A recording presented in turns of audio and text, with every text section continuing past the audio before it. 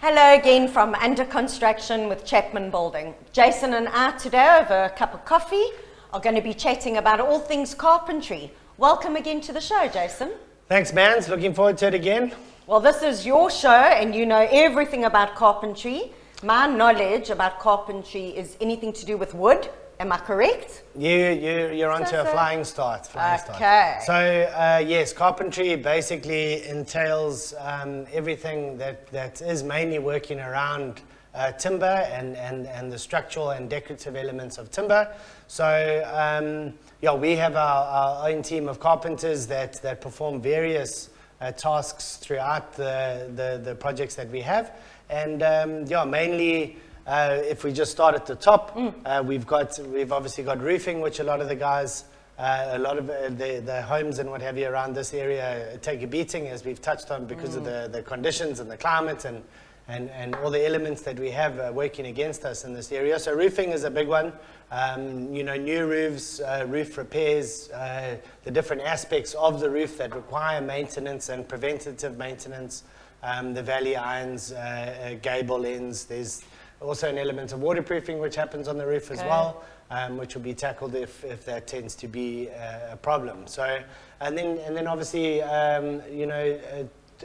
gutters, gutter inspections and roof inspections as well. We do quite a bit of that as well, just to sort of ascertain if there are any issues or if things are looking good and we can sort of move on and rest assured that our roof is checked and good for another year. So those sort of things definitely do help and end up saving you in the end. Then moving onto the inside of the house, ceilings and bulkheads. Yeah, and trusses? Roof trusses, Yeah. so new roofs as well. Yep. We do new roofs. Covering of patios as well. We've got a couple of examples of how you can cover a 40 square meter patio and completely change an area from an outside sort of uncovered area into a living space that could be sellable. For what it would cost you per square meter to create this covered patio space, and the value it adds to the house in terms of when you had to sell it is huge. So clever little aspects like that. So rather than moving, you can consider improving. Improve your home, absolutely, improve it. So new roofs and ceilings and bulkheads. That also goes on to drywalling. It's all working with either light steel frame structure, light aluminium structure, or timber structure to create these various shapes and molds. And you like, if you go to the malls, you'll notice their ceilings have these waves and these recesses and pieces that stick out, and that's the sort of effect, and that's what you can do with ceiling partitioning and drywalling. So that also forms a part of the service. So then obviously servicing and maintenance of ceilings, cornices, gutters, trapdoors, a lot of internal applications. You'll have internal aircon systems that are running in these. You've got obviously your lights and your plumbing which are running in the ceilings as well, so attending to the detail around those.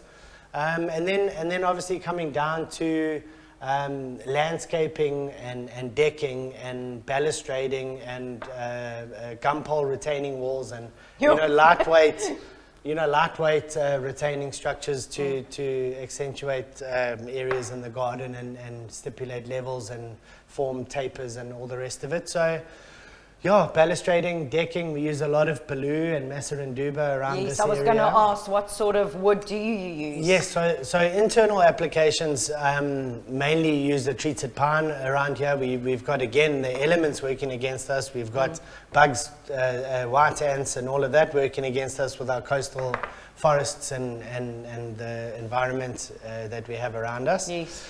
So internal applications, definitely treated pine as much as wherever possible. So skirting boards, that sort of thing? Meranti, usually a hardwood is used for skirtings, doors and door frames. So Meranti is the common one. And a hard bearing wood, am Yes, I correct? yeah, Yes. especially being a floor board or a skirting board, it's going to take traffic, it's going to take a knock, so you want something that's going to hold. You do have the pine alternatives available, but they're obviously a little bit softer, so Yes. the chances that they'll nick and scratch and what have you is far greater.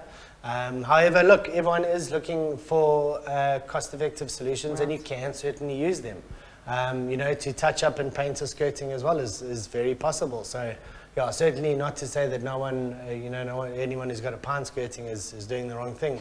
It's just different products, and there's different grades of product. So, And price-wise, obviously, obviously it varies and what have you. And there's always that balance of am I going to pay money now that's going to save me down the line, or am I going to save money now that's going to cost me forever after? So it's just have that mindset. This conversation is to carpentry and skirtings and all those sort of things will form part of the initial discussion with the homeowner to be, or the person that you're building for. Am I correct? Yes. And obviously the options of what wood, etc., is discussed in that conversation. Yes. So pretty much in most instances, before we move to site, we like to have all of those elements buttoned up and wrapped up and finished and decided with the owner and or the architect or interior designer, whoever's involved in the project.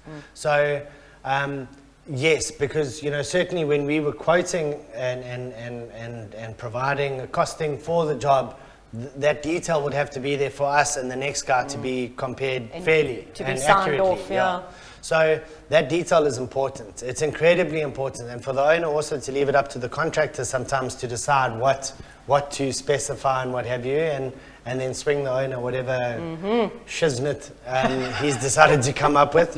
So be careful and you specify, you do the research, do the due diligence. It's your house, it's a lot of money, and just find out and get something that one person can one specification that various people can quote on. Right. But to have that detail and that specification on the onset is very, very important.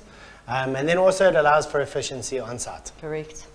And my understanding of carpentry, maybe it's a bit old school, has always been that it's only wood. But talking to you now, I've also realized that it's not just wood, it's all the other elements, the drywalling, all those sort of things that form part of the category called carpentry. Yes. Does that include things like synthetic stuff, synthetic materials? Do you use those? Are there plastic materials that fall under carpentry?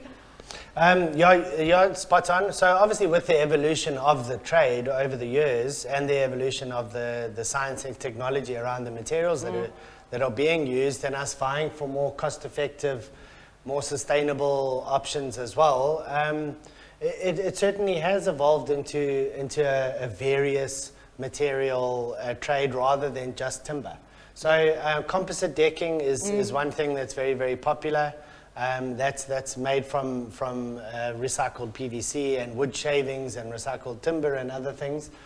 Price per square meter does come out more than Baloo or Masaranduba or any other natural timber decking, although they say that you won't have the maintenance issues or the maintenance responsibility that you would have on a normal application. So that's one aspect. And then certainly if we look at the drywalling and that sort of thing, like I mentioned, the light steel frame, aluminium structures and those sort of materials that have allowed us to more efficiently work and put up structures. They're very lightweight, easy to transport, easy to maneuver, and they support the sort of boards and the finished products, the heavy products that we end up putting on, very, very well. And fire resistance and water resistance. I mean, we spent a bit of time in the UK as well, and familiar with different materials that are available there as well. And there they've got PVC windows and doors, and the bathrooms and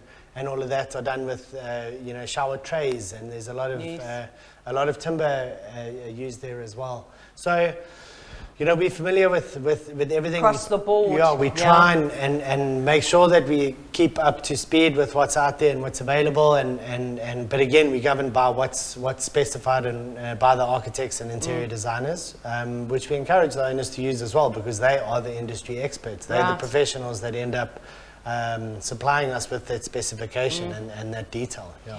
I've seen so many houses being renovated whilst living here in Ballito, where these old houses are literally not totally knocked down, but you see people taking out the wooden window frames and replacing those. But one thing that people really love keeping is old wooden floorboards. Tell us, is that in sort of in our environment with our wood insects and stuff like that, do you find that in renovations you've got to lift those up most of the time and you can't keep them, restore them? Yeah, look, often it depends on what the owners and the clients want. You know, if they want to restore what they have and it's economically possible and what have you, we'll certainly pursue it as much as we can. A lot of the times it's not. You know, I want to use the example of parquet flooring, yes. Which was quite popular in its era. Yeah, absolutely. But it's making a huge comeback now. You know, people that have previously tiled over it and what have you now want to rip up and now bring it back to life and what have you. And it is possible. It does cost money. It's very specialized. You know, if you make a mistake and you have to now fix it, you know, are those skilled tradesmen available that can do that? Is there any supplier You that has remember the how to timber? do it. Yeah, are the sizes available? So it becomes quite. So what people would think, like, just get a sanding machine and brush over it. There's a lot more involved in terms of what if it goes wrong. Then you've got a little scratch and you've got the whole floor that needs to be changed or looked at. So, you know, you got to sort of look at things. Yes, you're trying to achieve this goal, which seems rudimentary and easy, but in actual fact, when you get down to it and you look at the specifics and you look at the materials that you're using and the product, you know, it might be made out of a timber that's not even available in the country. Correct. So, yeah, when working and renovating with existing products and so on, absolutely you can do it and restore and what have you. However, it does take more skills, more attention, more consideration into the detail of making sure that the ultimate sort of plan and goal is achieved. Wow. Well, I'm really blown away because my thought process when it came to carpentry isn't what carpentry has become. So I'm sure everybody out there has been educated quite extensively today by your knowledge. Thank you so much once again. For involving Ballito TV in your very own program under construction with Chapman Building, and looking forward to the next episodes coming up. Cool. Glad we covered it all in this one. Yeah, did we cover it all?